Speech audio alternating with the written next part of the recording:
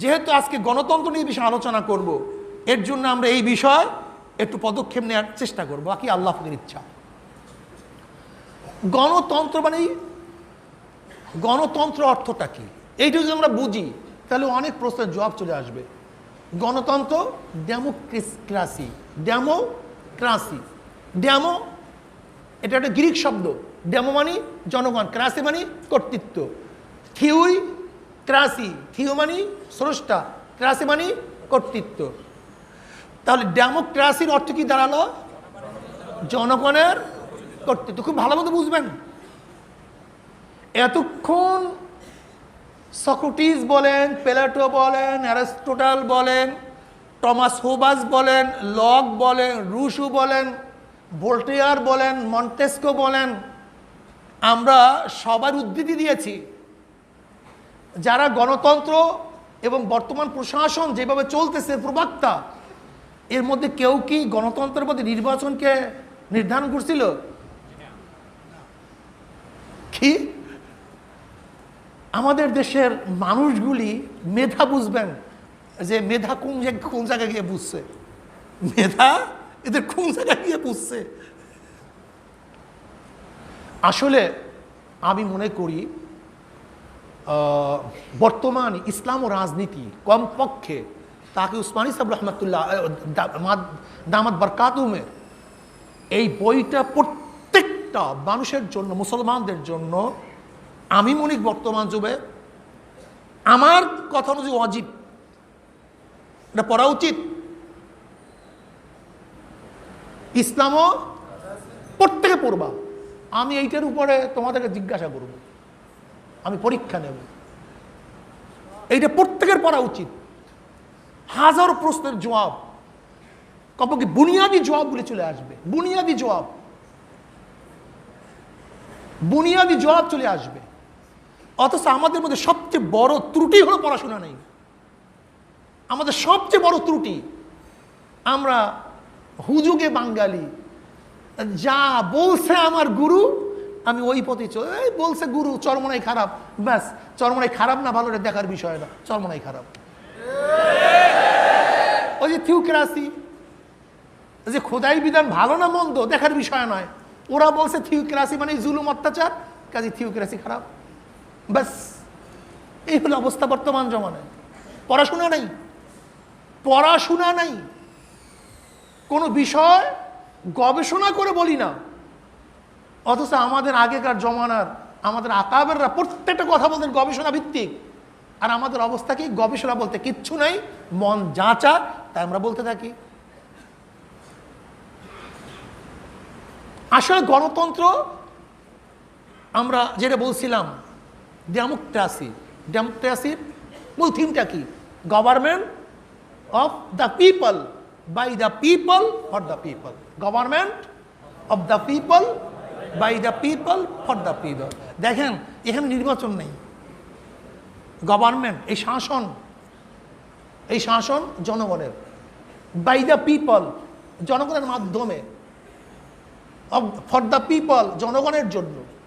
তাহলে কি হলো? জনগণের শাসন, জনগণ থেকে জনগণের জন্য। বলেন তো কি ভাই? জনগণের শাসন জনগণের মাধ্যমে, জনগণের, by the people, of the people, for the people, for the people, by the people, of the people. গণতন্ত্রবাদ, এটা হলো গণতন্ত্রের মূল থিওরি, অর্থাৎ জনগণের কর্তৃত্ব, জনগণের কর্তৃত্ব, আইন কানুন নিয়ম পদ্ধতি। কিন্তু শাসক কিভাবে হবে, শাসকের পদ্ধতি কি, প্রক্রিয়া কি, ধরন কি, শাসক কিভাবে নির্বাচিত হবে, আজও পর্যন্ত গোটা দুনিয়ার মধ্যে এই একই নিয়মে কোনোদিন কোনো শাসক নির্বাচিত হয়নি। এইমাত্র আমি বললাম শাসক নির্বাচিত হওয়ার বিভিন্ন পদ্ধতি, বল প্রয়োগ পদ্ধতি, ধর্মভিত্তিক পদ্ধতি, তারপর আছে গণতন্ত্রের পদ্ধতি, বংশীয় পদ্ধতি, আভিজাত পদ্ধতি, এগুলি সব কি শাসক নির্বাচিত পদ্ধতি। শাসক নির্বাচিত এক জিনিস, একটা হলো মসজিদ কায়েম হওয়া এক জিনিস, মাদ্রাসা কায়েম হওয়া এক জিনিস, আর একটা হলো মাদ্রাসার নীতি আদর্শ কি হবে সেটা ভিন্ন জিনিস। আমি কথাটা বুঝাতে পারছি? শাসক এক জিনিস, শাসকের নীতি আদর্শ ভিন্ন জিনিস। এখানে শাসক দেখার বিষয় নয়, মূল দেখার বিষয় শাসক কোন নীতি ও আদর্শের ভিত্তিতে পরিচালিত হবে। আচ্ছা দেখেন, গোটা দুনিয়ার মধ্যে আমরা 4টা দেশকে মডেল হিসেবে, গণতন্ত্রের মডেল হিসেবে বলতে পারি। যেমন আমেরিকা, ইংল্যান্ড, ফরাসি বিপ্লবের পরে যে গণতন্ত্র গোটা দুনিয়ার মধ্যে ছড়িয়ে পড়ছে, ফ্রান্স, সুইজারল্যান্ড। আমরা যদি 4টা দেশকে মডেল করতে পারি তাহলে আমরা দেখব এই বর্তমান যুগেও 4 দেশের দেশ পরিচালনার পদ্ধতি এক না, কি ঠিক না? দেখেন আমেরিকার প্রেসিডেন্ট নির্বাচন হওয়ার পদ্ধতিটা কি? সেখানে প্রথম জনগণের সরাসরি ভোট হয়, তারপর ইলেকটোরাল কলেজ। এই ইলেকটোরাল কলেজটাকে আমরা অনেকেই জানি না। এবার ইলেকটোরাল কলেজের মাধ্যমে যে ভোট বেশি পায় সে কি হয়? প্রেসিডেন্ট হয়। দেখেন ইংল্যান্ডের অবস্থা ভিন্ন, সেখানে ডেমোক্রেসি চলে ভিন্ন। সেখানে ডেমোক্রেসিটা কি?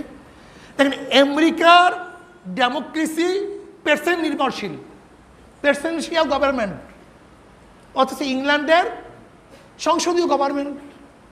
সেখানে প্রেসিডেন্ট আছে কিন্তু রাজতন্ত্র বংশক্রমে, অথচ তারাই বলে যে গণতন্ত্রের প্রবক্তা, অথচ সেখানে চলতেছে কি? রাজতন্ত্র, এবং সবচেয়ে পুরানো। এবং তারা সে কি মনে করে যে আমাদের গৌরব, যে আমরা পুরানো একটা ঐতিহ্য ধরে রাখছি।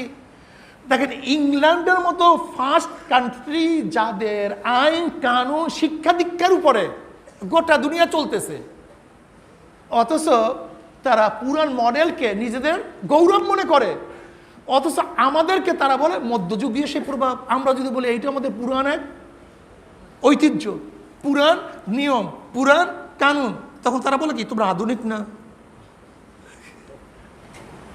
কত বড় পাগল! অথচ তারা রানীর এই পদ্ধতি পুরাণ, এটা তাদের কি মনে করে? একটা গৌরবের জিনিস মনে করে। কিন্তু আমরা যখন আমাদের পুরাণ ঐতিহ্য ধরে রাখতে চাই তখন কি বলে কি তোমরা বর্বর, আধুনিক না। তাই তুমি আধুনিক হলা কিভাবে? তুমিও তো বর্বর, তুমিও তো ওল্ড, মধ্যযুগীয়। যাই হোক, কথা তো অনেক, কোন দিকে যাব? যেই দিকে যাই সেই দিকে কথা লম্বা হয়ে যায়। আমি যেটা বলতেছিলাম, তাহলে দেখেন যে ডেমোক্রেসির মাধ্যমে আমেরিকা চলে, কিন্তু পদ্ধতি এই কথা বলেন না কেন? ডেমোক্রেসির মাধ্যমে চলে ইংল্যান্ড, পদ্ধতি। ডেমোক্রেসির মাধ্যমে চলে ফ্রান্স, ফ্রান্সের অবস্থা কি? ফ্রান্স বিপ্লবের পরে তো অবস্থা এরকম হয়েছে, ডেমোক্রেসি এমন হয়েছে যে 1 বছর 6 মাস 5 মাস 10 মাসও একজন সরকার থাকতে পারতো না, পরিবর্তন হয়ে যেত, পরিবর্তন করতে হইতো। এমনকি সেখানে এই অবস্থা মধ্য, দেখেন ইউরোপের মধ্যে দীর্ঘদিন পর্যন্ত ছিল রাজতন্ত্র। এই যতগুলি দেশ, সমস্ত দেশ ছিল রাজতন্ত্র ভিত্তিক। ফ্রান্সের শেষ রাজা ছিল যে রাজতন্ত্র, সে লুই। সেই লুই 1789 শতাব্দীতে যে ফরাসি বিপ্লব হয়েছিল, সেই বিপ্লবের মাধ্যমে তাকে কিভাবে সরানো হয়েছে? সে তো রাজা ছিল, সে রাজা ছিল।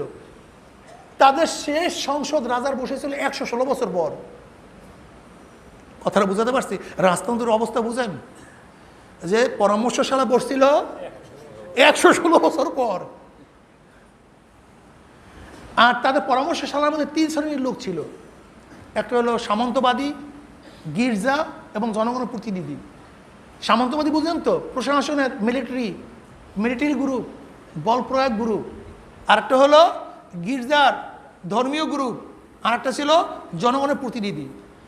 তাহলে সামন্তবাদীরা এবং ওই গির্জারা মিলে জনগণের কোনো কথা রক্ষা করতো না। জনগণ বলতেছে রাজাকে যে 116 বছর আগে তো একবার আপনাদের সংসদ বসছিল, অ্যাসেম্বলি বসছিল, আর একটা অ্যাসেম্বলি বসান। এখন রাজা তো ট্যাক্স চাপাবার জন্য একটা পদ্ধতি খুঁজতেছিল। তা রাজা চিন্তা করতে আছে যেহেতু আমার সুবর্ণ এক সুযোগ, জনগণ সংসদ বসার জন্য বলছে, পরামর্শশালা বসাবার জন্য বলছে, এখন এই ফাঁকে আমি করটাকে বেশি আরোপ করতে পারবো। তা রাজা যখনই তার পরামর্শশালা ডাক দিছে, এবার জনগণ করছে কি আগের থেকেই তাদের প্রতিনিধি এক আন্দোলনের সূচনা করবে এই পরামর্শ করে সেখানে বসছে। বসিয়ে প্রথমেই বলতেছে, এই বিল উত্থাপন করছে যে এখানে সামন্তবাদীদের সংখ্যা এত, গির্জার সংখ্যা এত, আর জনগণের সংখ্যা এত কম হবে কেন? এটা আমরা মানি না, আগে জনগণের সংখ্যা বাড়াও। কিন্তু রাজার পেটের মধ্যে কামড় দিস, যদি জনগণের সংখ্যা বাড়াতে যাই তাহলে আমার অবস্থা খারাপ হয়ে যাবে, আমার কর্তৃত্ব থাকবে না। কিন্তু যেহেতু রাজাকে প্রেশার ক্রিয়েট করছে, তাই রাজা চিন্তা করছে ঠিক অসুবিধাটাই করি। যখনই রাজা তাদের কথা অনুযায়ী জনগণের সংখ্যা প্রতিনিধি বাড়িয়ে দিয়েছে এবং জনগণ বলতেছে যে না, আমরা আলাদা একটা সংবিধান করব। আলাদা কি করব? একটা সংবিধান করব, যেই সংবিধানের ভিত্তিতে দেশ চলবে। কেন রাজা কার আইনে চলতো? লাগামহীন রাজতন্ত্র এবং ওই যে গির্জাপুকদের কথা অনুযায়ী এবং সামন্তবাদী বল প্রয়োগ, ক্ষমতা প্রয়োগ যারা করতো তাদের কথা অনুযায়ী চলতো। এর জন্য প্রজাদের খেয়াল করতো না। এর জন্য ফরাসি বিপ্লব হয়েছিল। এই ফরাসি বিপ্লবের আগে আমেরিকার বিপ্লব হয়েছিল 12 বছর আগে। আমেরিকার বিপ্লবের কারণটা কি ছিল আপনারা তো জানেন, যে 1498 ঈসাই সালে ভাস্কো দা গামার এবং কলম্বাস পর্তুগিজ একই সাথে নামছিল ভারত বিজয় করার জন্য নৌপথে।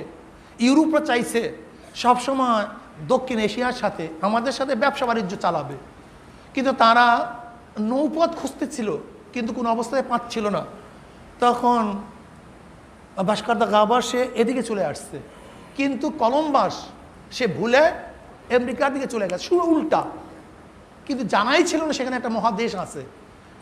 অবশ্য সবচেয়ে মজার ব্যাপার হলো এই কলম্বাসের যে নাবিক ছিল তার নাম কি? ইবনে মুজাহিদ। নাম ইবনে মুজাহিদ, একজন মুসলমান নাবিক। আল্লাহ কবুল করে নেন। তাহলে আমেরিকার আবিষ্কারকারক আসলে কলম্বাস না, আমেরিকার আবিষ্কারক একজন মুসলমান, তার নাম ইবনে মুজাহিদ। আল্লাহ শুকর। তাহলে ইউরোপ সেই দেশ কন্ট্রোল করত। ইউরোপ মানে ইংল্যান্ড। আপনারা কি জানেন কি না, কলম্বাস আমেরিকা আবিষ্কার করার পরে সেখানে লোক পরিচালনা করছে কারা? Europe, England. ইংল্যান্ডের শাসন সেখানে চলতো। তা ইংল্যান্ড তাদের থেকে বেশি বেশি কর আরোপ করতো, ট্যাক্স আদায় করত। তখন জর্জ ওয়াশিংটন সে বলছে না, আমরা কর দেব না, আমরা তোমাদের আন্ডারে থাকবো না, আমরা স্বাধীন হব। তখন জনগণ নিয়ে যে আন্দোলন করছিল, সংগ্রাম করছিল এবং বলছিল আমাদের যতগুলি স্টেট আছে সমস্ত স্টেট মিলিয়ে আমরা গণতন্ত্র স্থাপন করব। এর জন্যই জর্জ ওয়াশিংটনকে গণতন্ত্রের প্রবক্তা বলা হয়। এরপরেই আন্দোলন হয়েছিল ফরাসিতে, মানে ফ্রান্সে। যাই হোক, আমি যেটা বলতেছিলাম যে ফ্রান্সের গণতন্ত্র ভিন্ন, পদ্ধতি কি ভিন্ন, আমেরিকার ভিন্ন, ইংল্যান্ডের ভিন্ন।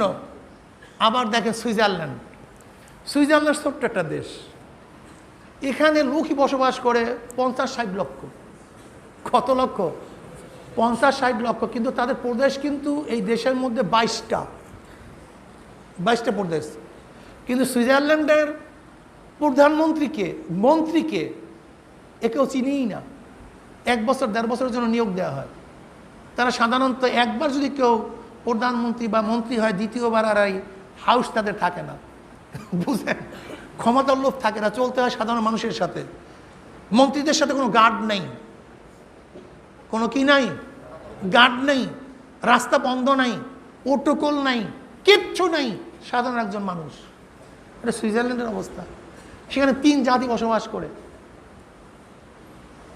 তাহলে সুইজারল্যান্ড তারা গণতন্ত্র ভিত্তিক, তাদের সিস্টেম এক। আমাদের দেশে বলা হয় মন্ত্রী, আমেরিকায় তাদের কি বলা হয়? সেক্রেটারি। মন্ত্রী বলে না, কি বলে? অমুক মন্ত্রণালয়ের সেক্রেটারি। আমরা বলি মন্ত্রী। তাহলে দেখেন, আমি 4টা দেশের উদাহরণ দিয়েছি, সবই ডেমোক্রেসি, কিন্তু পদ্ধতি কি ভিন্ন। এখন আপনি কি বলবেন, গণতন্ত্র এক না, ভিন্ন পদ্ধতিও আছে। আসলে মূল হলো গণতন্ত্রটা কি। এখন শাসক নির্বাচনের পদ্ধতি ভিন্ন, শাসক নির্বাচনের পদ্ধতি এই দেশগুলির মধ্যে কি এক না, কিন্তু পদ্ধতি কি, কোন নীতি ও আদর্শের মধ্যে চলবে, সেই নীতি ও আদর্শ হলো তাদের কি ডেমোক্রেসি, গণতন্ত্র। যদি নির্বাচনী গণতন্ত্র হয়, তা রাশিয়া কি গণতন্ত্র না সমাজতন্ত্র? কথা বলেন না কেন? গণতন্ত্র সমাজতন্ত্র এক না ভিন্ন? ডিক্টেটরশিপ, সমাজতন্ত্র ডিক্টেটরশিপ, মুসলিনি যেটা করছিল, হিটলার যেটা করছিল, এটা হলো ভিন্ন এক, এটা ভিন্ন এক আদর্শ, সেদিকে আমি যাব না। তাহলে দেখা গেল রাশিয়া সমাজতন্ত্র, যেটা ডেমোক্রেসি সম্পূর্ণ কি আসমান জমিন বিপরীত। তা রাশিয়া নির্বাচন হয় কেন? যদি নির্বাচনী গণতন্ত্র হয়, তা রাশিয়া তো গণতন্ত্র নির্বাচন হওয়ার কথা না কেন? নির্বাচন এক জিনিস, সমাজতন্ত্র ভিন্ন জিনিস। অথচ আপনি নির্বাচন কি গণতন্ত্র মনে করতেছেন, তা রাশিয়া নির্বাচন হয় কেন আমাকে বলেন তো। এখন আপনাকে যদি কেউ যদি বলে গণতন্ত্রই মানে নির্বাচন, তা আপনাকে জাহেল বলবে, মূর্খ বলবে না জ্ঞানী বলবে?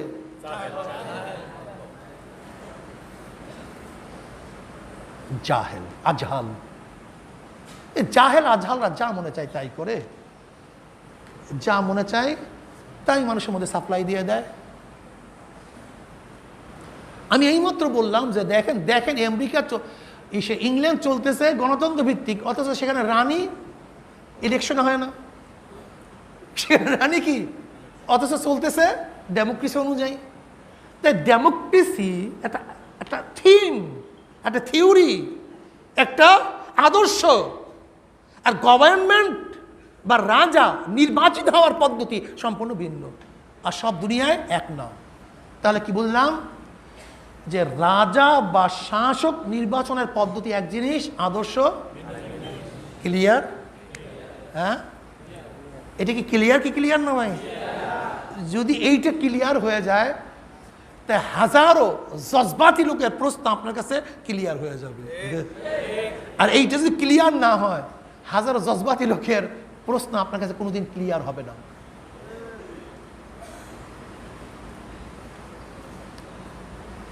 আল্লাহ একটু পানি খাও। যাই হোক, কি আপনাদের খারাপ লাগতেছে না? আমার তো খুব কষ্ট হয়, কি কথা বোঝাতে পারেন না। দুরূদ শরীফ পড়ে আল্লাহুম্মা সাল্লি আলা সাইয়্যিদিনা।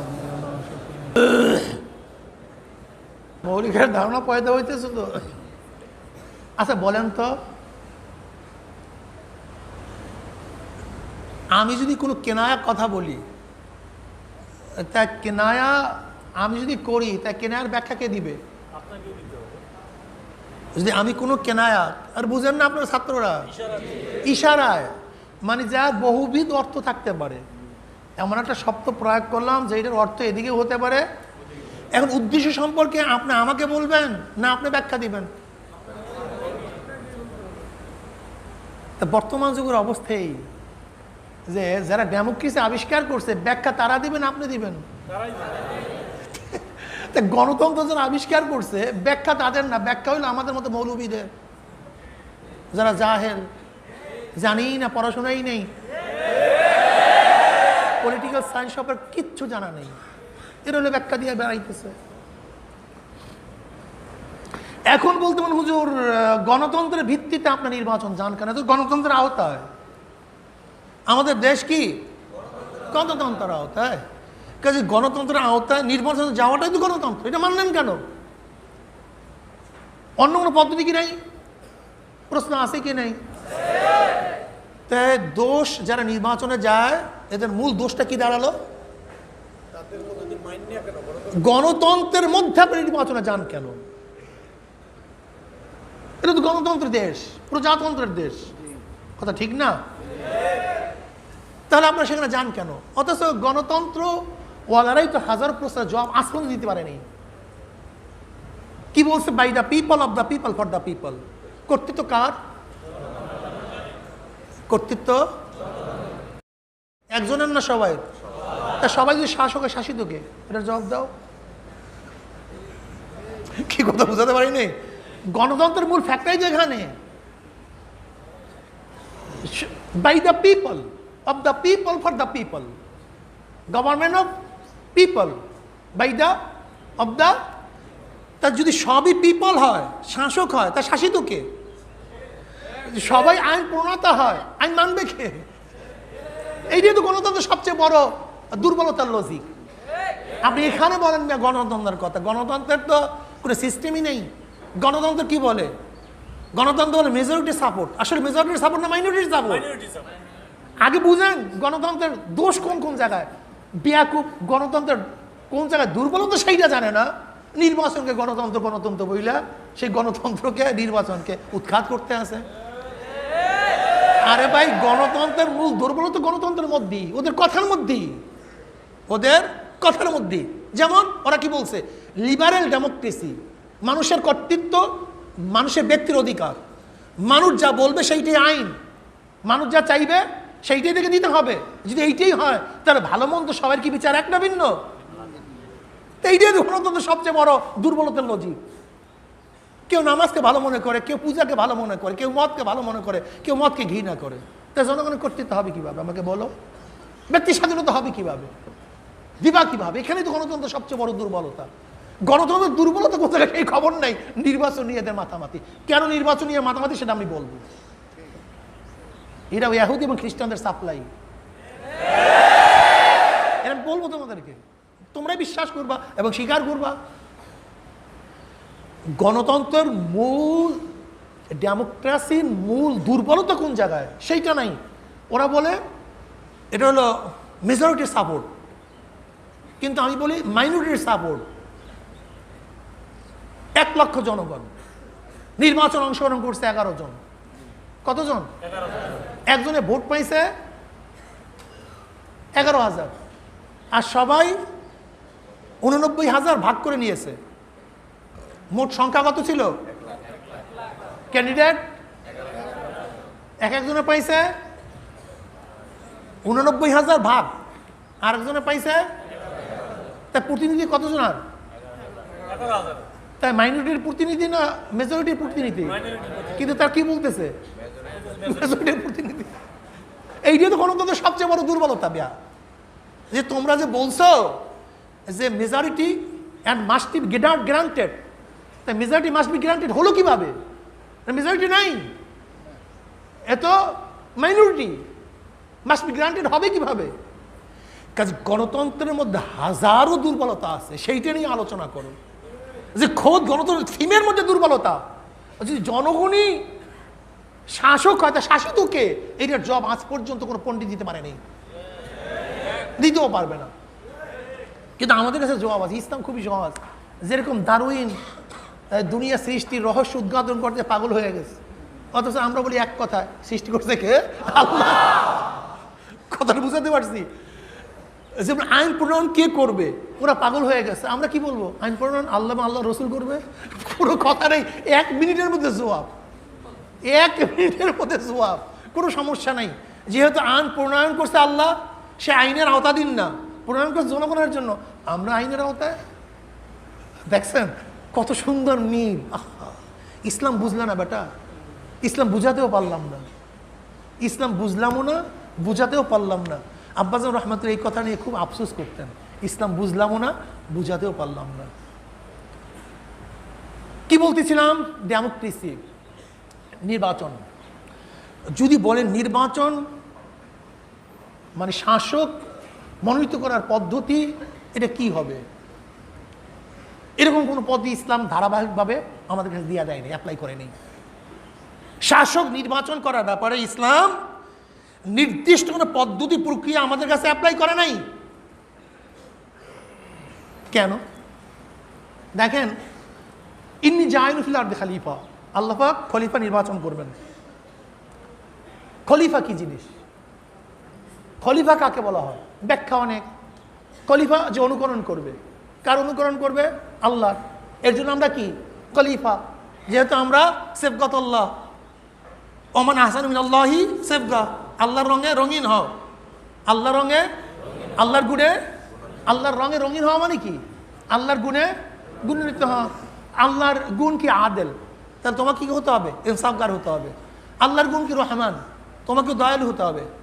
আল্লাহর গুণ কি সাকি, তোমাকে দানশীল হতে হবে। কি কথা ঠিক না?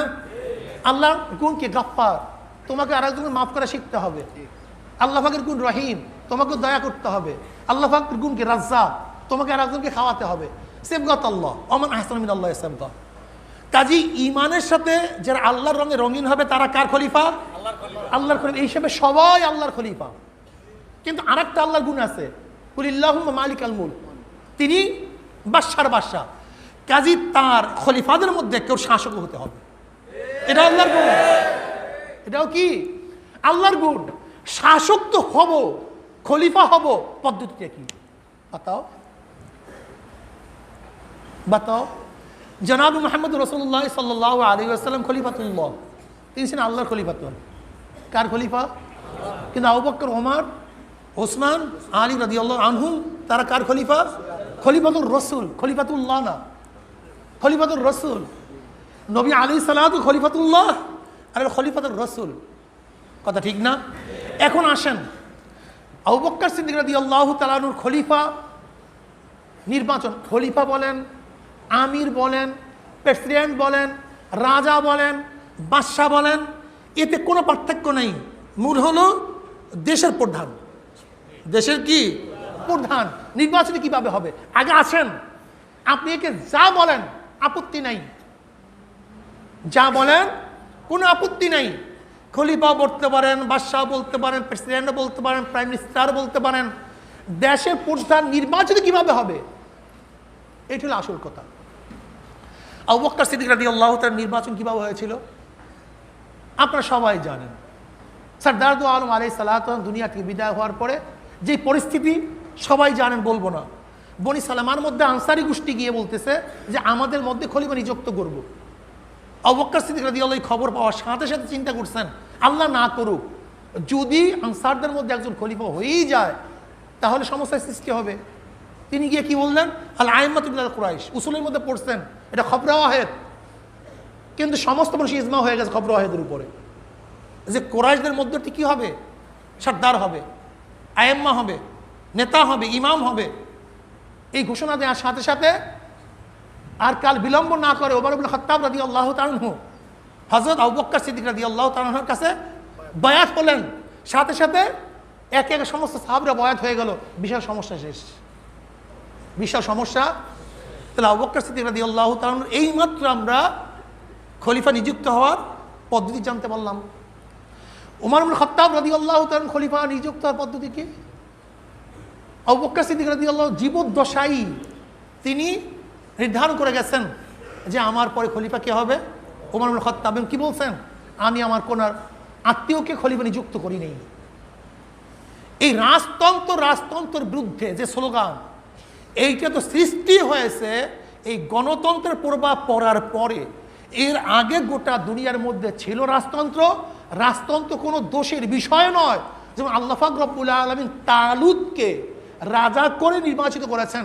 আল্লাহ পাক রব্বুল আলামিন গৌরবের সাথে বলছেন, ইন্না জাআলনাকুম মুলুকান, বনি ইসরাইলের সমস্ত নিয়ামতকে স্মরণ করতে গিয়ে আল্লাহ পাক বলছেন আমি তোমাদের মধ্যে রাজা সৃষ্টি করেছি। কথাটা বোঝাতে পারি নাই?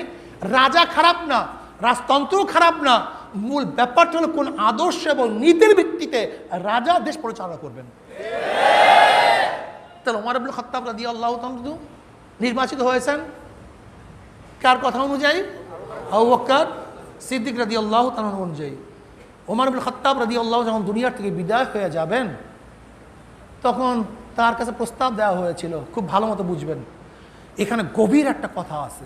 যারা আজকে ক্ষমতা নিয়ে লাফালাফি করেন, নেতৃত্ব পেতে চান, তাদের ব্যাপারে ইনশাআল্লাহ স্বতন্ত্রভাবে আমি আর একদিন আলোচনা করব যে নেতৃত্ব কত বড় কঠিন এবং জটিল। আর আমরা সেইটার জন্য এখন পাগল হয়ে গেছি। ওমর ইবনে খাত্তাব রাদিয়াল্লাহু তাআলার কাছে প্রস্তাব দেওয়া হয়েছিল যে আপনার ছেলেকে আপনি ওমর ইবনে আব্দুল্লাহ ইবনে ওমরকে খলিফা নিযুক্ত করেন। বলে যেই কষ্টের বেরি আমার গলায় ছিল, এইটা আমি আমার বংশের কার মধ্যে পলাইয়া দেব? যেই বোঝা আমার মধ্যে ছিল সে বুঝে আমার বংশের মধ্যে আমি পড়াইয়া দেবো, এইটা আমি করবো না।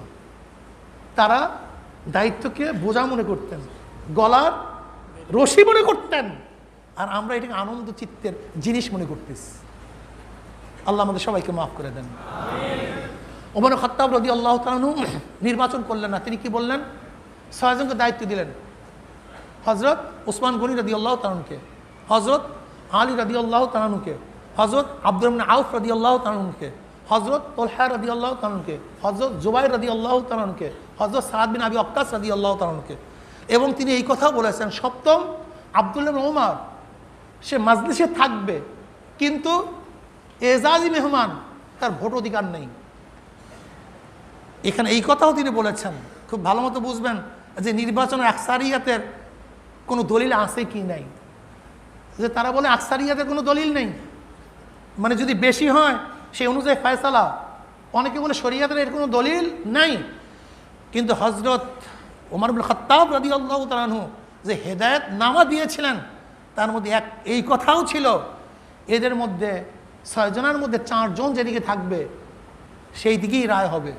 আবার এই কথাও বলেছিলেন যে হ্যাঁ, যদি সমান সমান হয়, তার মধ্যে আব্দুর রহমান আউফ যেই তলে থাকবে, রায় সেদিকেই হবে।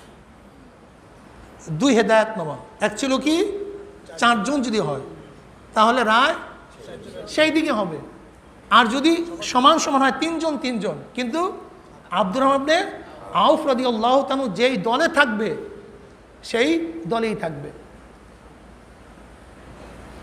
অথচ খলিফা নিযুক্ত করা, জানিসেন ওলি আহাদ নিযুক্ত করা আমাদের কাছে খারাপ মনে হয়। অথচ ওমর হযরত আবু বকর সিদ্দিক রাদিয়াল্লাহু ওলিউল আহাদ জানিসে নিযুক্ত করছেন কি করেন নাই? ওমর ইবনে খাত্তাব রাদিয়াল্লাহু কি বললেন? আজকে যদি আবু উবাইদা ইবনে জাররাহ রাদিয়াল্লাহু বেঁচে থাকতো, আমি তাকেই খলিফা নিযুক্ত করতাম। আজকে যদি মুআয ইবনে জাবাল বেঁচে থাকতো, তাহলে আমি তাকেই খলিফা নিযুক্ত করতাম। যারা আজকে মুআবিয়া রাদিয়াল্লাহু তাআলার উপর অপবাদ দেন, জানিসেন কেন নিজে সৃষ্টি করেছেন, তাহলে আমি বলবো যে ওমর ইবনে খাত্তাবও তো আশা করছিলেন উবাইদা ইবনে জাররাহ যদি থাকতো তাহলে আমি তাকে নিযুক্ত করতাম, মুআয ইবনে জাবাল যদি থাকতো আমি তাকে নিযুক্ত করতাম। তাহলে ওলিউল আহাদ নিযুক্ত করা এটা কোনো খারাপ জিনিস না, এটা কোনো খারাপ জিনিস না, এটা অবৈধ। এইটা এই রিপাবলিক এবং এই গণতন্ত্র প্রচার প্রসার হওয়ার পরে ঘৃণা সৃষ্টি হয়েছে, অথচ এর আগে ঘৃণার কোনো বস্তু ছিল না। এবার আসুন, যেই কথা বলতেছিলাম, এবার উভয় দলে সমান হয়ে গেছে, ফয়সালা দিতে পারছে না। এবার আব্দুর রহমান আউফ রাদিয়াল্লাহু তাআলা তিনি বলছেন, আমি খেলাফতের মসনাদের থেকে হাতকে গুটায় নিলাম, কিন্তু আমি কোন পক্ষে সেটাও বলবো না, আমি সমস্ত জায়গায় ঘোরাফেরা করব। এবার আব্দুর রহমান আউফ রাদিয়াল্লাহু তাআলা মদিনার অলিতে গলিতে সব জায়গায় সমর্থন নেওয়া শুরু করলেন, ভোট নেওয়া শুরু করলেন, ভোটিং পদ্ধতি, যে তোমরা কি ওসমান গনির পক্ষে না আলী রাদিয়াল্লাহু তাআলার পক্ষে, ভোট নেওয়া শুরু করলেন। এমনকি রওয়ায়াতের মধ্যে আসছে মহিলাদের কাছেও ভোট জিজ্ঞাসা করছেন, এমনকি মকতুবের বাচ্চাদের কাছেও প্রশ্ন করছে, তোমরা ওসমান রাদিয়াল্লাহু তাআলাকে নির্বাচিত করতে চাও না আলীউল মুর্তজা রাদিয়াল্লাহু নির্বাচিত করতে চাও? আব্দুর রহমান আউফ রাদিয়াল্লাহু তাআলা মদিনার অলিতে গলিতে ঘুরে ফিরে তারপর তিনি সিদ্ধান্ত দিয়েছেন যে খলিফা কে হবে? ওসমান রাদিয়াল্লাহু তাআলা। তা আবু বকর সিদ্দিক রাদিয়াল্লাহু খেলাফতের পদ্ধতি এক, ওমর ইবনে খাত্তাবের এক, ওসমান গনির এক। ওসমান গনি রাদিয়াল্লাহু যখন দুনিয়া থেকে বিদায় হয়ে গেলেন, একদল আসছে আলী রাদিয়াল্লাহু তাআলার কাছে বয়াত গ্রহণ করার জন্য, যে আপনি আমাদেরকে বয়াত নেন। তখন তিনি কি বললেন, না, আমি গোপনে কারোর থেকে বয়াত নেব না, যদি তোমরা চাওই আমার কাছে বয়াত হওয়ার জন্য তাহলে মসজিদে চলো। আব্দুল ইবনে আব্বাস রাদিয়াল্লাহু বললেন, আমার কাছে এটা পছন্দ হয়েছিল না যে সেই মসজিদে যাক এবং বয়াত গ্রহণ করুক, এটা আমার কাছে পছন্দ হয়েছিল না। কেন? হট্টগোল হতে পারে, গ্যাঞ্জাম হতে পারে। কিন্তু সেখানে তিনি গেলেন, এরপরে তিনি সবার থেকে বয়াত নিলেন। তাহলে হযরত আলীউল মুর্তজা রাদিয়াল্লাহু তাআলা বয়াতের পদ্ধতি ছিল এক। তাহলে দেখেন 4 জন খলিফার খেলাফতের পদ্ধতি 4 রকম।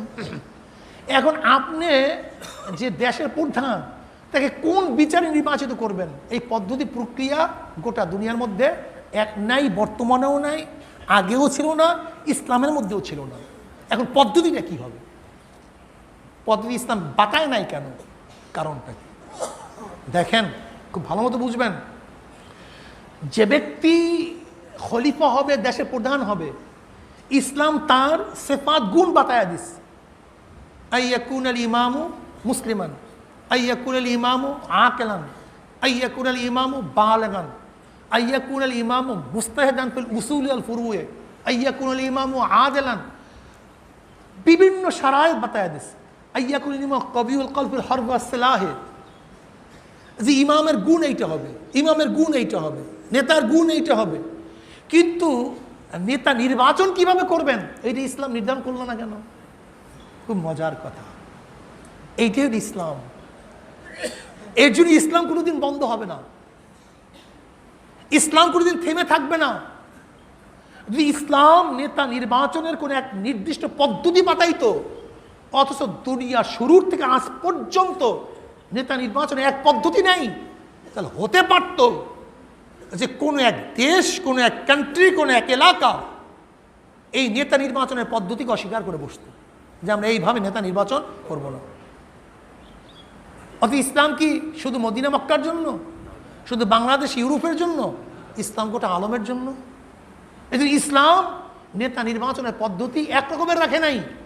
নেতা নির্বাচন তোমরা যেইভাবে ইচ্ছে সেইভাবে করো, বল প্রয়োগ করো, উত্তাসুরি হিসাবে করো, জনগণের ভোট দিয়ে করো, মশওয়ারার ভিত্তিতে করো, বংশ ভিত্তিতে করো। আল্লাহ পাক তালুতকে যেরকম মালিক করিয়া বানাইছে সেইভাবে করো, করতে পারো। কিন্তু নেতার নীতি আদর্শ থাকবে এইটা, এর বাহিরে নেতা যেতে পারবে না। কথা ঠিক না? এর নাম নির্বাচন। এর নাম কি? এর নাম ভোট, এর নাম নির্বাচন। এখন বলতে পারেন হুজুর গণতন্ত্রের আন্ডারে আপনি নির্বাচন করেন কেন, এটা বাদ দিতে পারেন না? আমি আপনাকে প্রশ্ন করতে চাই, নির্বাচনের সময় এই প্রশ্ন করেন, কিন্তু ব্যবসার সময় এই প্রশ্ন কেন করলেন না যে আমরা গণতন্ত্রের মধ্যে ব্যবসা করব না, ব্যবসা ছেড়ে দেব? কি কথা বলেন এখানে? নির্বাচনের সময় প্রশ্ন করেন গণতন্ত্র ভিত্তিক নির্বাচন করা যাবে না, কিন্তু বিবাহের সময় আপনি এই প্রশ্ন কেন করলেন না যে গণতন্ত্র ভিত্তিতে আমরা বিবাহ করব না, কাবিননামায় দস্তখত দেব না? আপনি নির্বাচনের সময় প্রশ্ন করেন গণতন্ত্রের মধ্যে নির্বাচন করব না, কিন্তু জমি ক্রয় করার সময় আপনি এই প্রশ্ন কেন করলেন না যে গণতন্ত্রের মধ্যে আমরা জমি ক্রয় করব না? আপনি নির্বাচনের সময় প্রশ্ন করেন গণতন্ত্রের মধ্যে নির্বাচন করব না, কিন্তু পাসপোর্ট করার সময় গণপ্রজাতন্ত্রী বাংলাদেশ সরকারের পাসপোর্ট করলেন কেন? তখন প্রশ্ন করলেন না। আপনি নির্বাচনের সময় প্রশ্ন করেন গণতন্ত্রের মধ্যে নির্বাচন করব না, কিন্তু যখন আপনি কাট করছেন, ভোটার হয়েছেন, তখন আপনি গণতন্ত্রের মধ্যে ভোটার হলেন কেন? আপনি প্রশ্ন করেন গণতন্ত্র নির্বাচন করব না, কিন্তু যখন চাকরিতে জয়েন করেন তখন গণতন্ত্রের মধ্যে চাকরি করব না এই প্রশ্ন তুললেন না কেন? যখন বাড়ি করেন তখন প্রশ্ন তুললেন না কেন? যখন মসজিদ বানান প্রশ্ন তুললেন না কেন যে না গণতন্ত্রের দেশে আমরা মসজিদ করব না, আগে সংগ্রাম করব, আগে ইসলামিক কান্ট্রি করব, তারপর মসজিদ করব? গণতন্ত্রের দেশে আমরা মাদ্রাসা করব না, ভেঙ্গে বলো সমস্ত মাদ্রাসা, আগে গণতন্ত্র উৎখাত করো, এরপর মাদ্রাসা কায়েম করো। আজ পর্যন্ত এই প্রশ্ন কেউ করেন নাই যে গণতন্ত্রের মধ্যে নির্বাচন হবে না, কিন্তু এই প্রশ্ন তখনই আসা উচিত ছিল যেরকম গণতন্ত্রের মধ্যে আমরা নির্বাচন অংশগ্রহণ করব না, এরকম মসজিদ করব না, মাদ্রাসা করব না, নামাজ পড়ব না, রোজা রাখবো না, ফর্দা করব না, হজ করব না, পাসপোর্ট করব না, আমরা কোনো ডান্ডি কার্ড করব না, বিবাহ শাদী করব না, আজীবন বিয়ে না করে থাকবো। যা যেহেতু গণতন্ত্রের মধ্যে আছে। শুধু কি তাই, আজকে যারা মানহাজি আমাদের কওমি ওলামায়ে কেরামের এবং এই কচি কাঁচা বাচ্চাদের যাদের গভীর জ্ঞান নাই, এই কচি কাঁচা বাচ্চাদের ব্রেন যারা খারাপ করিয়া দিয়েছে, এই মানহাজি যারা আজকে অ্যারেস্ট হয়েছে, এখন যদি প্রশ্ন করা হয় তুমি কোন আদালতে বিচার চাও, কুফরি আদালত, তুমি জজের কাছে কিভাবে হাত জোর করবা, কিভাবে জজকে বলবা মাই লর্ড আমাকে মুক্তি দেন, এটা হারাম, কুফরি। বরং তোমার উচিত থাকবে আজীবন ইসলাম কায়েম করার আগ পর্যন্ত এই নিয়ত করে ফেলো, যেরকম সক্রেটিস আইনের শাসনে নিজে বিষ পান করছে, তুমি নিয়ত করে ফেলো যেহেতু গণতন্ত্রের আদালত, গণতন্ত্রের হুকুম, কাজে গণতন্ত্রের আদালতে আমি জামিন মঞ্জুরি চাবো না, আমার জামিন মঞ্জুরি করা হোক, আমি আজীবন জেলে থাকবো। সক্রেটিসের মতো করে দাও, আজীবন জেলে থাকবো। যে আইনের জন্য এত চেষ্টা সাধনা করতেছি, সেই কুফরি আইনের কাছে গিয়ে হাত জোর করবো আর জামিন মঞ্জুরের জন্য আবেদন করবো, আমাকে জামিন দাও, কাঠগড়ায় দাঁড়াবো, আমাকে বিচার করো না। তুমি আন্দোলন করতে থাকো, যে যতদিন পর্যন্ত ইসলাম হুকুমত না হবে ততদিন আমি জেলখানায় পুচে পুচে ঢুকে তোকে মরবো, কিন্তু জামিন আবেদন করবো না। এটা কুফরি। কি কন? হ্যাঁ, আজ পর্যন্ত কোনো জায়গায় প্রশ্ন নাই, কোনো জায়গায়, কিন্তু নির্বাচনের সময় প্রশ্ন আসে কেন? মারাত্মক। আমরা আগেই জানছি যে গণতন্ত্র এক জিনিস, নির্বাচন ভিন্ন জিনিস। নির্বাচন হলো শাসক নির্বাচনের পদ্ধতি, আর গণতন্ত্রটা আদর্শ। আর শাসক নির্বাচনের পদ্ধতি এক হয় না, আমেরিকায় এক না, ইংল্যান্ডে, ফ্রান্সে, সুইজারল্যান্ডে, রাশিয়ায়। তাহলে কেন? যেহেতু রাশিয়া সমাজতন্ত্র, তারা সম্পূর্ণ গণতন্ত্রের বিপরীত, তাহলে রাশিয়া নির্বাচন হয়। যদি গণতন্ত্রই নির্বাচন হয় তা রাশিয়া তো নির্বাচন হওয়ার কথা ছিল না। কাজী এখন থেকে তোমরা শপথ করো, যারা মানহাজি ভাই আসো, আল্লাহ মাফ করুক, আমি তোমাদের উপরে খারাপ বলতেছি না, কিন্তু তোমাদের বক্তব্য অনুযায়ী এই জিনিসগুলি প্রয়োজন হয়ে যায়, লাজম হয়ে যায়। আজীবন অবিবাহিত থাকো, আজীবন ব্যবসা বাণিজ্য করবা না, খবরদার গণতন্ত্রের দেশের একটা ফসল খাবা না। সব প্রজাতন্ত্রের ফসল, সব ব্যাংকের লেনদেনের মাধ্যমে ফসল তৈরি হয়েছে।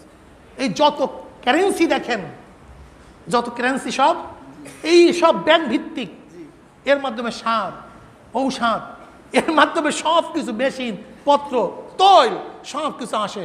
তুমি আজকে ডিক্লার দিয়ে দাও গণতন্ত্রের দেশে সব হারাম, সব কুফরি, কাজে এই দেশে থেকে আমি এক লোকমা খানাও খাবো না। এই যে ডিপ টিউবওয়েল বসাইছি, এরা গণতন্ত্রের পয়সা, কাজে গণতন্ত্রের পয়সায় যে ডিপ টিউবওয়েলে পানি ওঠে এটা সম্পূর্ণ হারাম হয়ে গেছে, কাজে আমি এক ঢোক পানিও পান করব না।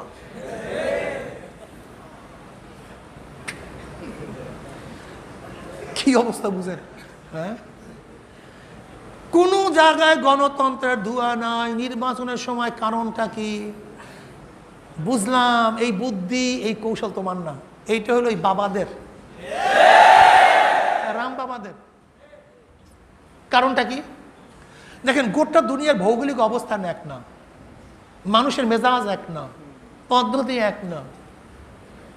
আফগানিস্তানের মানুষের মেজাজ আর তোমার আমার মানুষের মেজাজ কি এক?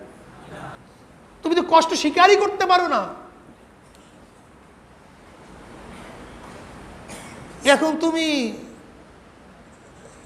আব্বাস আর গাবগাছের সাথে মিলাই ফেলাইছো।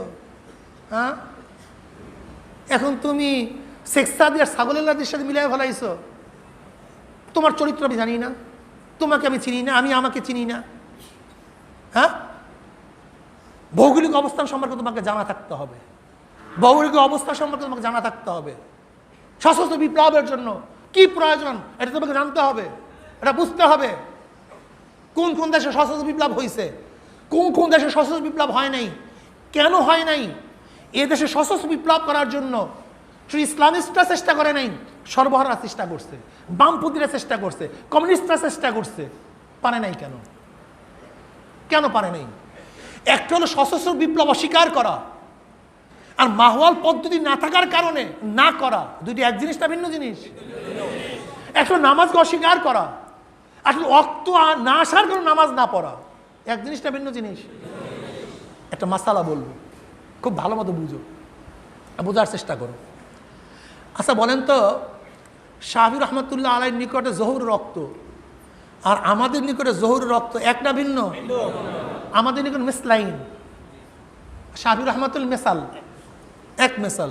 তা দেখেন, আমাদের নিকটে আসর রক্ত বাকি থাকার সময় সাহাবী রহমাতুল্লাহের কাছে জহুর রক্ত শেষ। তার জহুর রক্ত কি? আমাদের কাছে জহুর রক্ত বাকি থাকার সময়কালীন আসর রক্ত হযরত সাহাবী রহমাতুল্লাহ জহুর রক্ত কি শেষ। কথা ঠিক না?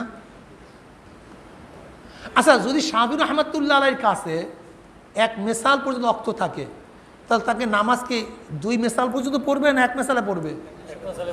এখন যে ব্যক্তি 1 মেসালে পড়তেছে আর যে 2 মেসালে যার কাছে 2 মেসাল সে যদি না পড়ে, তাহলে 1 মেসালা কি গালি দিবে যে ভাই তুই পড়স না কেন? কথা বলেন না কেন? হ্যাঁ, তার যার রক্ত হয়েছে তার উপরে ফরজ, যার রক্ত হয় নাই, যার রক্ত হয়েছে তার রক্ত অনুযায়ী আদায় করা কি? যার রক্ত হয় নাই বা রক্ত আছে তার রক্তের মধ্যে আদায় করা কি ফরজ। এখন কি বলেন, যদি আমি 2 মেসালের মধ্যে নামাজ আদায় করি, তা আমার নামাজ হবে কি হবে না? কিন্তু সাহাবী রহমাতুল্লাহ আলাইহি যদি নামাজ পড়ে তার নামাজ, কথা বুঝাতে পারছি? তাহলে মাসালার তাহকিকটা কি? একজনের কাছে এই মুহূর্তে ফরজ আদায় করতে হবে, নাহলে ফরজ ছুটে যাবে। আরেকজনের কাছে এই মুহূর্তে আদায় করার দরকার নেই, পরে আদায় করলে হবে। এখন যার কাছে এই মুহূর্তে আদায় করতে হবে তার উপরে কি হয়ে গেছে? আদায় করা। কিন্তু যার উপরে এই মুহূর্তে আদায় করা ফরজ হয় নাই, তার কাছে এই মুহূর্তে আদায় করা ফরজ না। এখন যার কাছে এই মুহূর্তে আদায় করা ফরজ না, আর যার উপরে ফরজ, যার উপরে ফরজ সে কি বলবো তুই কাফের, তুই মুশরিক, তুই বেনমাজি, তুই জাহান্নামী, তুই গোমরা? এটা কি বলা ঠিক হবে?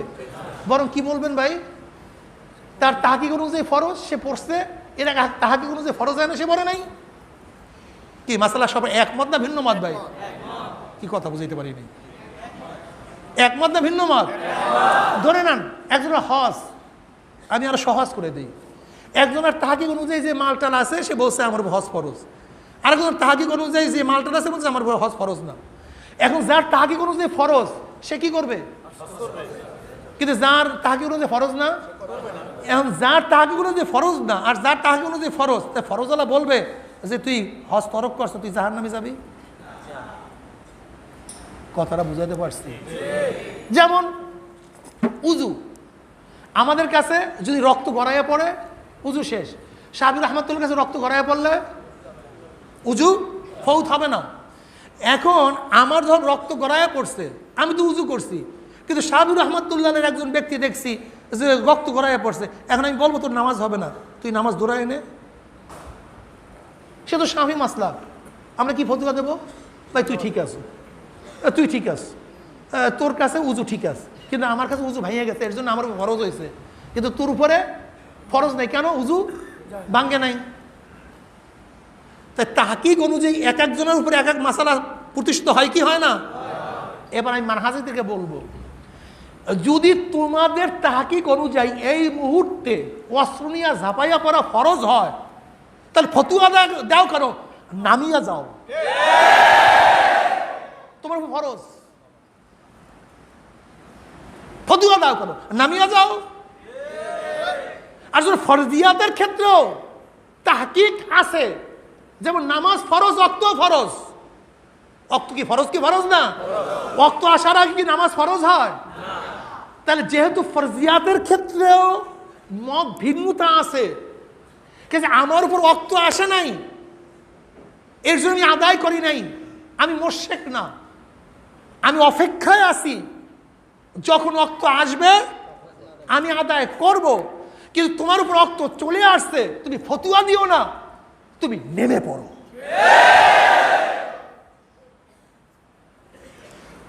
যেহেতু আমার রক্ত গড়াইয়া পড়ছে, আমি উজু করছি, এটা আমার ফরজ, তোমার রক্ত গড়াইয়া পড়ে নাই, কাজে তোমার উপর উজু ফরজ না, এটা তোমার তাহকিক। কাজে তোমার উজু আমার উপরে আর আমার উজু তোমার উপরে চাপাই দাও কেন? তোমার নামাজ আমার উপরে, আমার নামাজ তোমার উপর চাপাই দাও কেন? তোমার রক্ত আমার উপরে, আমার রক্ত তোমার উপর চাপাই দাও কেন? তোমার হজের ফরজিয়াত আমার উপরে, আমার হজের ফরজিয়াত তোমার উপরে চাপাই দাও কেন? ইদ্দাকের জায়েজ কি জায়েজ না? মালিক রহমতুল্লাহ সাথে আমাদের বিশাল ইখতিলাফ। কাজে তোমার ফরজিয়া, তোমার হারাম আমার উপরে, আমার হারাম তোমার উপরে চাপাইয়া দাও কেন? তোমার তাহকিক অনুযায়ী তোমার উপরে সশস্ত্র বিপ্লব কি হয়ে গেছে? কাজে তুমি ফতুয়া দিলে মনে করবো তুমি ধান্দাবাজ ইহুদি এবং খ্রিস্টানদের দালাল। তুমি ফতুয়া দিও না, ফতুয়া শেষ হয়ে গেছে, তোমার ফতুয়া তাহকিক হয়ে গেছে, তুমি নেমে পড়ো। আর আমার তাহকিক এখন পর্যন্ত এই মাহওয়ালে এইটা হয় নাই, এই পদ্ধতি এখন পর্যন্ত আবিষ্কার হয় নাই। আমি অস্বীকার করি না, মুনকের না, আমি ওয়াক্তের অপেক্ষায় আছি। মুনকের এক জিনিস, মসজিদ ভিন্ন জিনিস, ওয়াক্ত না আসার কারণে আদায় না করা ভিন্ন জিনিস, আর ওয়াক্ত আসার কারণে আদায় করা ভিন্ন জিনিস। যেহেতু তোমার তাহকিক ওয়াক্ত হয়ে গেছে, তুমি নেমে পড়ো, আর আমার তাহকিক হয় নাই, এই জন্য আমি অপেক্ষায় আছি। আমাকে মোশরিক বলতেছো কেন? কাফের বলতেছো কেন? ফতুয়া দিচ্ছ কেন? এটা তো আমার তাহকিক, আমাদের ওলামায়ে কেরামের তাহকিক, জমহুরিয়াতের তাহকিক। তাহলে দেখা গেল আসলে তুমি ওয়াক্ত হওয়ার পরে না নামিয়ে যদি ফতুয়া দাও, আসলে তোমার মতলব খারাপ, তোমার এই ব্যাপারটা ধান্দাবাজি। তুমি শুধু ফেসবুকে আর বসিয়া বসিয়া ফতুয়া দাও, এই ফতুয়াবাজ, তুই বসিয়া ফতুয়া দেবা কেন? তোমার ওয়াক্ত ফরজ হয়ে গেছে, তুমি নামাজে দাঁড়ায় যাবে, এইটা আমরা দেখতে চাই। আমরা এইটা দেখতে চাই তুমি নামাজে দাঁড়ায় গেছো, আমরা এইটা দেখতে তুমি রোজা শুরু করছো। যেরকম যারা মনে করে মাতলা একটা, মাতালে একটা, তারা রোজা শুরু করবে, এইটা আমরা চাই। কিন্তু আমরা মাতালার মধ্যে ভিন্নতা করি কি করি না?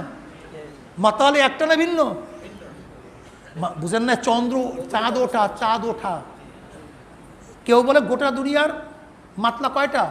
একটা। গোটা দুনিয়ার মধ্যে এক জায়গায় চাঁদ উঠলি সবার জন্য রোজা কি ফরজ? আমরা বলি না, যদি আমরা না দেখি আমাদের কি ফরজ না। ফতুয়া মারতেছো কেন? তোমার কাছে মাতলা একটা, তুমি রোজা শুরু করে দাও। আমার কাছে মাতলা ভিন্নতা, আমার উপর তো মারতেছো কেন? আমি তো রোজা রাখবো কালকে বেটা, আমি তো রোজাকে অস্বীকার করি নাই, আমি তো রোজা অস্বীকার করি নাই।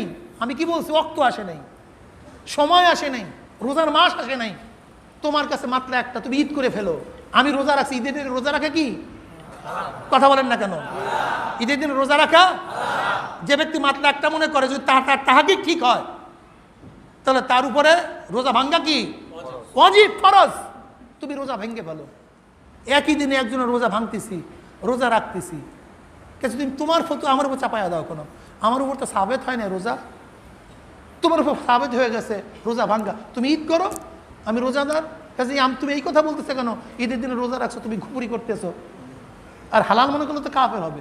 হারামকে হালাল মনে করলে, যদি কেউ ঈদের দিনে রোজা রাখলে হারাম হয়, কিন্তু যে যদি মনে করে বৈধ, তাহলে কুফুর হয়। কোন হালালকে হারাম, হারামকে হালাল মনে করলে কি হয়? যদি মনে করে তা কুফুর হয়। কথা ঠিক না? জায়েজ মনে করলে কুফুর হয়। তা তোমার ফতোয়া আমার উপর চাপাইও না, বরং তোমার ফতোয়া অনুযায়ী তুমি আমল করো। গোটা দুনিয়ার মধ্যে বিপ্লব এবং সংগ্রামের পদ্ধতি পরীক্ষা নবীর জীবনে এক ছিল না, সাহাবীদের জীবনে এক ছিল না। গোটা দুনিয়ার মধ্যে বিপ্লব, আন্দোলন, সংগ্রামের পদ্ধতি প্রক্রিয়া এক না। এই জন্য আল্লাহ কি বলছে? ওয়াইদুল আহম মাস্তাতাতুম মিন কুওয়া, ওয়াইদুল আহম মাস্তাতাতুম মিন কুওয়া, তোমাদের সাধ্য অনুযায়ী প্রস্তুতি গ্রহণ করো। কি প্রস্তুতি গ্রহণ করবো? অমিন রিবাতিল খাইর, শুধু ঘোড়া, ঘোড়া দিয়ে কি করবা? তুরহিবুনা আদুওয়াল্লাহি আদুওয়াকুম। এখন ঘোড়া পড়লে কি সন্ত্রস্ত হবে, ভীতি হবে কাফেরদের মধ্যে? ওয়াইদুল্লাহ মাস্তাতাতুম মিন কুওয়া কি অর্থটা কি বলো? অমিন রিবাতিল খাইর আল্লাহ কেন উদাহরণ দিছে বলো তো? তাহকিক নেই, গবেষণা নেই। ওই জমানায় ঘোড়া ছিল সবচেয়ে যুদ্ধের সবচেয়ে উত্তম বাহন, শ্রেষ্ঠ বাহন। ওয়াইদুল আহম মাস্তাতাতুম মিন কুওয়া। এর জন্য যে জমানায় যেই পদ্ধতি, যেই প্রক্রিয়া গবেষকরা বলবে মাহওয়ালের জন্য, এলাকার জন্য, অবস্থার কারণে, কালের জন্য, যে এই জমানায় এই কাল, এই পদ্ধতি, এই প্রক্রিয়ায় আমাদেরকে আন্দোলন সংগ্রাম করতে হবে, তাহলে সেই প্রক্রিয়া, সেই জমানায় সেইটা করাই হলো জেহাদের অংশ। নয়তো গাজওয়ায় খন্দক বলি কেন? গাজওয়ায় খন্দক কি যুদ্ধ হয়েছিল নাকি? খন্দক শব্দের অর্থ কি? খন্দক খনন করা, পরীক্ষা খনন করা। খুব ভালো মতো বুঝবেন। বলতে পারেন হুজুর নির্বাচনের পদ্ধতি তো এটা পাশ্চাত্যদের। আমি এই মতো আব্দুর রহমান আউফ রাদিয়াল্লাহু তাআলা নির্বাচনের পদ্ধতি বাতাই দিচ্ছি। নির্বাচনের পদ্ধতি এক হয় না। যেমন এই তোমরা এই পক্ষে আছো, হাত তুললেন, যেরকম বর্তমানে সংসদে চলতে আছে, হার পক্ষে এত, না পক্ষে না, এটা নির্বাচনের পদ্ধতি। আপনারা কার পক্ষে আছেন, এতজন হাত তুলছেন, এটা একটা পদ্ধতি। কাগজে লেখা দেন আপনি কার নাম লিখবেন, এটা একটা পদ্ধতি। এই মার্কায় সিল দেন কার পক্ষে আছেন, এটা একটা পদ্ধতি। নির্বাচনের পদ্ধতি প্রক্রিয়া এক না, ভিন্ন। কাজে তুমি যদি মনে করো এটা ৭৫ থেকে আবিষ্কার হওয়ার কারণেই এটা হারাম হয়, তাহলে আমি বলবো যে হিন্দুস্তান যেটা ইয়াহুদি, খ্রিস্টান এবং মুশরিকরা যে তলোয়ার বানাইছে, সেই তলোয়ারের মাধ্যমে যুদ্ধ করা হারাম হবে। যদি কোনো জিনিস আবিষ্কার করার কারণে সেইটা ব্যবহার করা হারাম হয়, তাহলে প্লেন বানাইছে ইহুদি, খ্রিস্টান এবং নাস্তিকরা, সেইটা চড়াও হারাম হবে। আণবিক বোমা দিয়ে যুদ্ধ করাও হারাম হবে। তাহলে খন্দক খনন করে না, আউযুবিল্লাহ, এটাও জায়েজ হবে না। কেন খন্দক খনন করছে কেন? সালমান ফারসি রাদিয়াল্লাহু মশওয়ারার ক্ষেত্রে হযরত সালমান ফারসি রাদিয়াল্লাহু তাআলা মশওয়ারা দিছিল যে পারস্য দেশে শত্রুদের থেকে বাঁচার জন্য এই একটা পদ্ধতি। আর পারস্যের মাজুসি অগ্নিপূজক, তো অগ্নিপূজকদের পদ্ধতি গ্রহণ করিয়া নবী আলাইহিস সালাতু ওয়াস সালাম যদি খন্দক করেন আর যদি বললেন লা আয়েশা ইল্লা আয়েশাল আখিরা আল্লাহুম্মা ফিল আনসার ওয়াল মুহাজিরা নাহনুল্লাযী বায়া মুহাম্মাদান আলাল জিহাদে মা বাকিনা আবাদা, এই বয়াত করতেছিলেন। যে আমি যেটা বলতেছিলাম, তাহলে দেখা গেল যে পদ্ধতি প্রক্রিয়া এক না। নির্বাচন একটা ক্ষমতা, বা কে ক্ষমতায় থাকবে সেটা পদ্ধতি। তাহলে জনাবে মুহাম্মদ রাসূলুল্লাহ সাল্লাল্লাহু আলাইহি ওয়াসাল্লামের ফতে মক্কার পদ্ধতি এক রকমের ছিল, খন্দকের যুদ্ধ এক রকমের ছিল, তারপরে আপনার কোরাইজার যুদ্ধের পদ্ধতি এক রকমের ছিল, তারপর ইয়াহুদিদের ওই কিল্লা দখল করার পদ্ধতি এক ধরনের ছিল।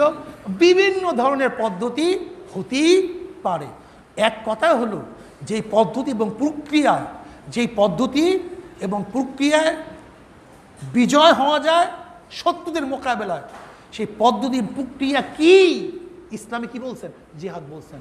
বলে যে নবী আলাইহিস সালাতু ওয়াস সালাম হরফকে একটা কি বলছেন? কৌশল। যুদ্ধ কি একটা কৌশল, যুদ্ধ একটা কি ভাই কৌশল, যুদ্ধ একটা কৌশল।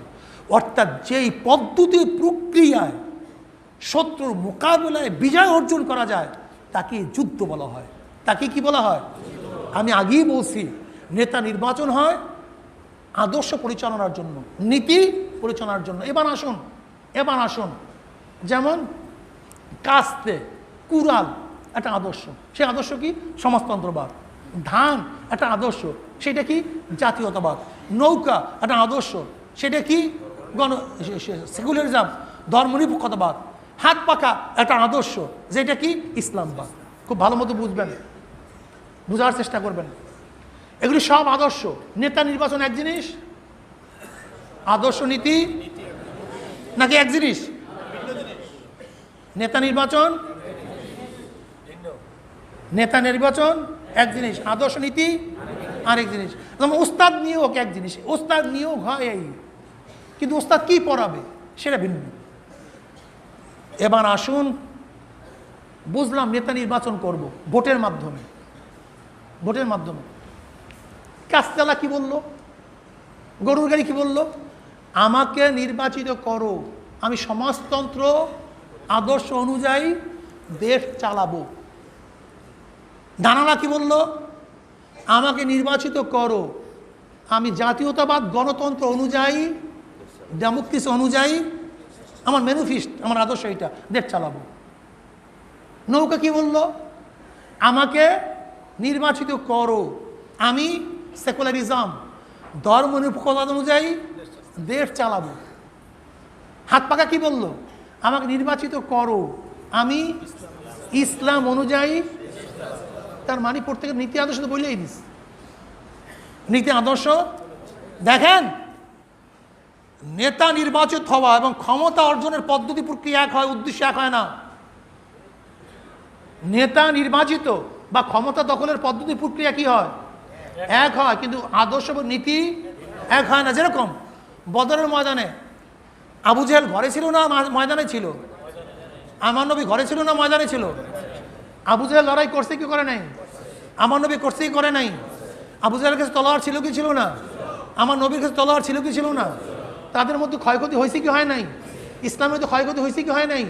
আবু জেহেলের গ্রুপ মারা যায় গেছে কি যায় নাই? নবীর গ্রুপ মারা গেছে কি যায় নাই? তাদের মধ্যে বন্দী হয় কি হয় নাই? সব এক, সব বাহ্যিক দৃষ্টি এক, সব এক, কোনো পার্থক্য নেই। যুদ্ধ সব এক, সব এক, হুবহু এক। কিন্তু একটাকে আপনি জেহাদ বললেন, জান্নাতে যাওয়ার কারণ বললেন, আর একটাকে জাহান্নামে যাওয়ার কারণ বললেন কেন? প্রশ্নের জবাব দেন।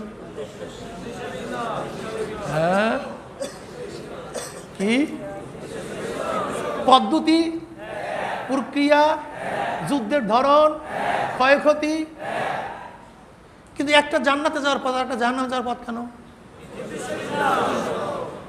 নবী আলাইহিস সালাতু ওয়াস সালামের উদ্দেশ্য হলো আল্লাহর জমিনে আল্লাহর হুকুমত কায়েম করা,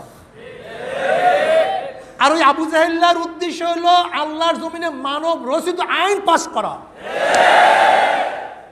আল্লাহ নবীর উদ্দেশ্য ভিন্ন হওয়ার কারণে এটা জান্নাতের পথ, আবু জাহেলের উদ্দেশ্য ভিন্ন হওয়ার কারণে এটা জাহান্নামের পথ। নৌকা, ধানের শীষ, নাঙ্গল, কাস্তে, কুড়াল, তাদের উদ্দেশ্য হলো দুনিয়ার মধ্যে ডেমোক্রেসি, সোশ্যালিজম, ক্যাপিটালিজম, কমিউনিজম কায়েম করা। এর জন্য এটা গুনার পথ। আর হাত পাকার উদ্দেশ্য আল্লাহর জমিনে আল্লাহর হুকুম, ইসলাম হুকুম কায়েম করা। এই জন্য এটা নেকের পথ।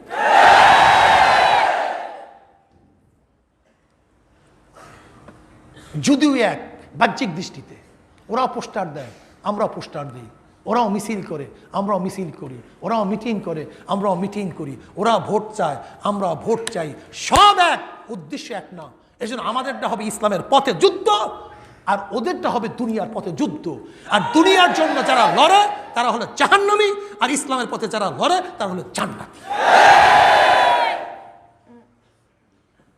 এবার বলুন, যদি ইসলামের জন্য লড়ে থাকেন তাহলে ইসলাম দিছে কে? আল্লাহ, আল্লাহ রসুল।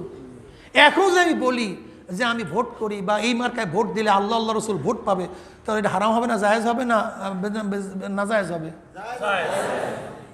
ওই যে আমার একটা কথার উপরে বিশাল তর্ক তোলপাল হয়ে গেছে যে নবী ভোট পায় কেমনে। গাদা, তোকে বুঝাইতে চাইলেও তো আমার এরকম 2 ঘন্টা পর্যন্ত বুঝাইতে হবে নবী ভোট পায় কেমনে। 2 ঘন্টা না 6 ঘন্টা বুঝাইতে হবে আমার বইয়া বইয়া। এই বইয়া বইয়া তোর মতো মুরুক্ষকে বুঝাইতে হবে যে কেমনে ভোট পায়। এখন দান করলে দান পায় কে?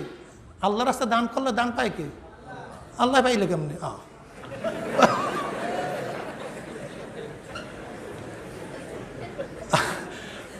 আল্লাহ, আল্লাহ রসুলের পথে দান করলে পায় কে? আল্লাহ, আল্লাহ রসুল। তারা কোথায় জানি হতাম না, পাইলো কেমনে? হ্যাঁ, মানে নিয়ত ভিন্ন জিনিস, উদ্দেশ্য ভিন্ন জিনিস। আমি লড়তেছি কেন?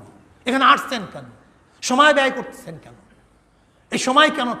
জিহাদের অর্থ কি? বাজাল মজদুদ ফি কিতাল কুফার মুবাশারাতান আও মুআনাতান ফিল মাল আও বির রায় আও বিকাসরাত সাউদা গায়রা যালিক ওয়া গায়রা যালিক ওয়া গায়রা যালিক। এর কোনো শেষ নাই, কোনো সীমা নাই, কোনো সংখ্যা নাই, কোনো ধরন নাই। কিয়ামত পর্যন্ত জানি না কত পদ্ধতিতে ক্ষমতায় যাওয়ার পদ্ধতি দুনিয়াতে আসে, জানা নাই। হতে পারে, হতে পারে। আচ্ছা বলেন তো, আপনি আমার একটা যন্ত্র আবিষ্কার করছেন, শত্রু পাঠিকে করে একটা ডাক মারছেন, সব বেহুশ হয়ে পড়ে গেছে, আপনি ক্ষমতা দখল করলেন, এটা যুদ্ধ হবে কি হবে না? এটা জেহাদ হবে কি হবে না? ওই লড়াই তো হয়নি, কেতাল তো হয়নি, তা যুদ্ধ বললেন কেন? আপনি একটা কৌশল করলেন, এমন একটা পদ্ধতি করলেন, শত্রুর পক্ষে পৈরা দৌড়, কেতাল পেতাল কিচ্ছু না, আপনি শহর দল করে নিয়েছেন, এটা যুদ্ধ হবে কি হবে না? ওই কেতাল তো নেই, আপস মে লড় না। আল কেতালু মোফালা মোশারাকাত, দুই তরফ থেকে হতে হবে। ওই এখন তো যুদ্ধই হয় নাই, তার জেহাদ বললেন কেন? পাগল কথা। আল্লাহ নবীকে চিনছ, এই জন্য আল্লাহ নবী আলাইহিস সালাতু ওয়াস সালাম কোনো জায়গায় জেহাদ, সারিয়া, গজওয়া, বাস, হার্ব বিভিন্ন শব্দ ব্যবহার করছেন। এর জন্য মনে রাখতে হবে, সমস্ত কেতালই জেহাদ, কিন্তু সমস্ত জেহাদ কেতাল না। বলেন তো কি? সমস্ত জেহাদি। আর যারা শুধু, আমরা এই কথা বলছি না জেহাদের মধ্যে কেতাল নাই, ভুল বুঝতেছেন কেন? এটা অস্বীকার করা, মনকের হওয়া, মনকের কুফুরি। জিহাদ কেতালকে কেউ যদি অস্বীকার করে, অপছন্দ করে, এর চেয়ে বড় কাট্টা কাফের দুনিয়াতে আছে? বলেন তো। এটা কাট্টা কাফের, বড় কাফের, এটা ভিন্ন জিনিস। আর রক্ত না আসার কারণে ওই রূপ ধারণ না করা ভিন্ন জিনিস। আর আল্লাহ পাকের শুকর, আমরা যখন রাস্তায় আসি, মোকাবেলা একদিন আমাদের সাথেই হবে ইনশাআল্লাহ।